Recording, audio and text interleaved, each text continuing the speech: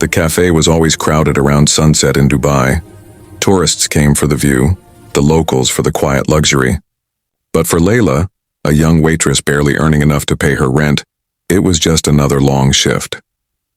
Her tray shook slightly as she carried coffee to table 7, where a man in an immaculate suit sat alone, staring at the skyline.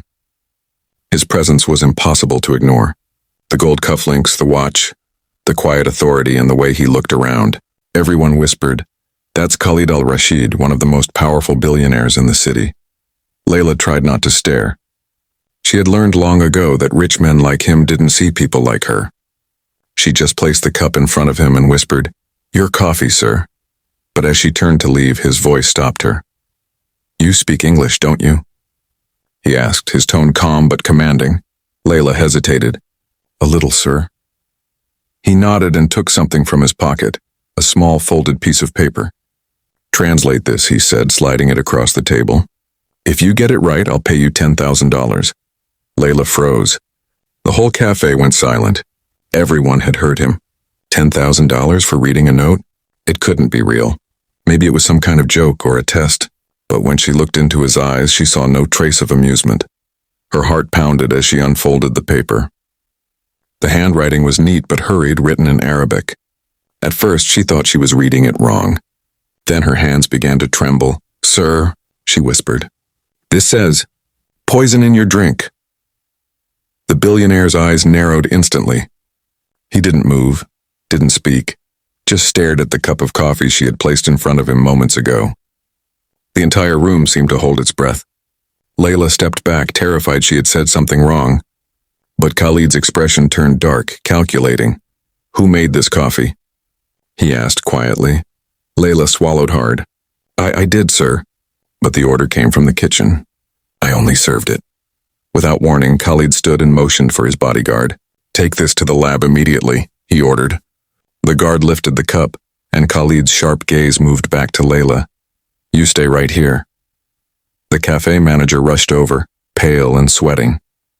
"Sir, please, there must be some misunderstanding." But Khalid silenced him with a look.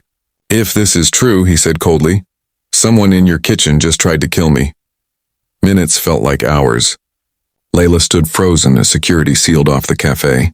No one was allowed to leave. Then the bodyguard returned, whispering something into Khalid's ear. Khalid's expression didn't change, but his jaw tightened. "It's true," he said finally. "There's poison in the cup." The entire room gasped. Layla's knees almost gave out. She had served that drink herself. If she hadn't hesitated, if she'd spilled it, or even licked her fingers, she could have been the one poisoned. Khalid turned to her again, but this time his voice softened. "Who told you to bring it to me?" She shook her head, her eyes wet with fear. "It was the kitchen. I don't know who poured it." He nodded slightly. "You just saved my life, Layla." By then, police were already on the way. The investigation that followed revealed something unbelievable. One of Khalid's former business partners had bribed a kitchen employee to poison his drink. The note, it turned out, was slipped under the billionaire's car windshield earlier that day by an anonymous informant. Khalid had carried it with him, unable to understand the Arabic writing.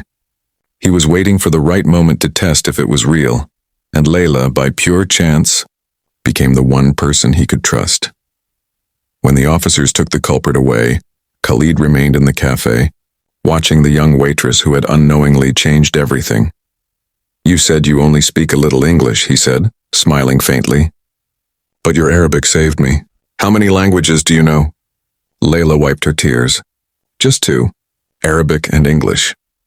"Then I owe you a third," he said, taking out a checkbook. "The language of gratitude." He wrote something, tore the page, and handed it to her. She looked down. $10,000, exactly what he had promised. Her voice shook. "Sir, I didn't do it for money." He smiled again, but there was sadness behind his eyes. "I know. That's why you deserve it." But it didn't end there. The next morning, a sleek black car arrived at Layla's apartment building.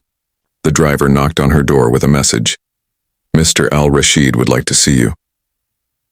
Layla's heart raced as she was taken to one of the tallest towers in Dubai, the billionaire's office. When she entered, Khalid was already waiting by the window. I've been thinking about what happened, he said. People in my circle, they don't warn, they don't help. They only take. But you, he paused. You could have ignored that note. You could have lied, thinking it was safer. Yet you told the truth. Layla looked down shyly. It was the right thing to do. That's rare, he said quietly. And I don't like wasting rare things. He offered her a letter. It's a scholarship. Full tuition for language and translation studies at the university. I own part of it. You start next semester, and if you want. Layla covered her mouth, speechless. Sir, I can't accept. You already did, he interrupted gently. When you chose honesty over fear. Tears filled her eyes as she took the envelope. It was more than money. It was a chance. The first real chance she'd ever had. Years later, people still told the story of the waitress and the billionaire. Some called it luck, others destiny. But for Layla, it was simpler. She had only done what her heart told her, and it had changed her life forever. And for Khalid al-Rashid, the man who had built an empire but lost his faith in humanity, that one moment in a crowded cafe reminded him that goodness still existed, sometimes in the quiet courage of an ordinary girl who refused to stay silent. The note that once said poison in your drink became a framed memory on his office wall, but next to it in a golden frame was another message, written by Layla years later when she graduated. Truth saves more lives than money ever will.